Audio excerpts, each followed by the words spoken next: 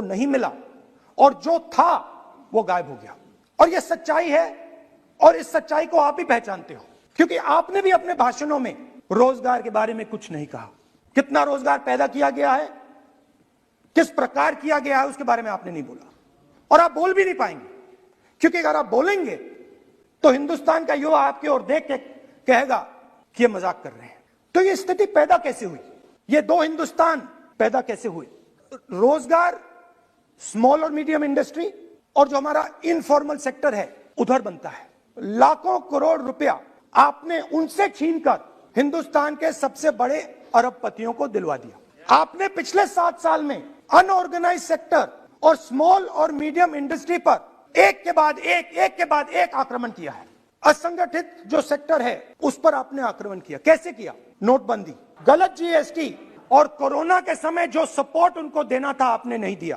नतीजा यह हुआ कि आज 84% हिंदुस्तान के लोगों की आमदनी घटी है और वो तेजी से गरीबी की ओर बढ़ रहे हैं। यूपीए की सरकार ने, आपने पूछा 60 साल की बात आपने कही, यूपीए की सरकार ने 23 करोड़ लोगों को गरीबी से निकाला था 10 साल में। 27 करोड़ लोगों को हमने गरीबी से निकाला था और 23 करोड़ लोगों को आपने गरीबी में वापस डाल दिया। और हो क्या रहा है? फॉर्मल सेक्टर में मोनोपोलीज बन रही हैं। किसी भी आप सेक्टर में देखिए, और सबसे दो मोनोपोलिस्ट के बारे में थोड़ा सा बोलूंगा। कोरोना के समय अलग अलग वेरिएंट्स आते हैं, डेल्टा, ओमिक्रॉन, वो AA वेरिएंट है और वो पूरा का पूरा हिंदुस्तान की जो अर्थव्यवस्था है उसके अंदर फैल रहा है। आपने बात उठाई तो मैं उसके बारे में पहले बोल देता हूं। एक व्यक्ति को हिंदुस्तान के सब पोर्ट्स, हिंदुस्तान के सब airport, power transmission, mining, green energy, gas distribution, edible oil, जो भी हिंदुस्तान में होता है उधर अदानी जी दिखाई देते हैं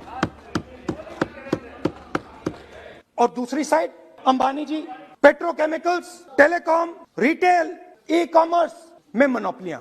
तो पूरा का पूरा धन जो है चुने हुए लोगों के हाथ में जा रहा है। और आपने जो असंगठित सेक्टर को खत्म किया, देखिए अगर आप इनफॉर्मल सेक्टर को खत्म कर देते और मैन्युफैक्चरिंग जॉब्स आप क्रिएट कर देते तो फिर इतनी प्रॉब्लम नहीं आती, फिर दो हिंदुस्तान नहीं बनते। मगर आपने क्या किया? आपने असंगठित सेक्टर को खत्म कर दिया। नोटबंदी, जीएसटी, कोरोना, सारे के सारे जो स्मॉल एंड मीडियम इंडस्ट्री है आपने उसको खत्म कर दिया, नष्ट कर दिया। और अगर आप उनकी मदद करते, उनको सपोर्ट देते तो फिर मैन्युफैक्चरिंग सेक्टर तैयार हो सकता था।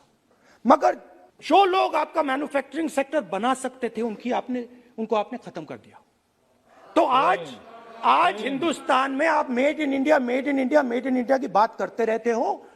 मेड इन इंडिया हो ही नहीं सकता। आज बात खत्म हो गई है, क्योंकि मेड इन इंडिया वाले हैं कौन?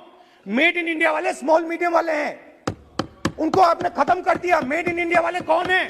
असंगठित लोग हैं, उनको आपने खत्म कर दिया, हटा दिया, परे कर दिया। मेड इन इंडिया नहीं होने वाला है।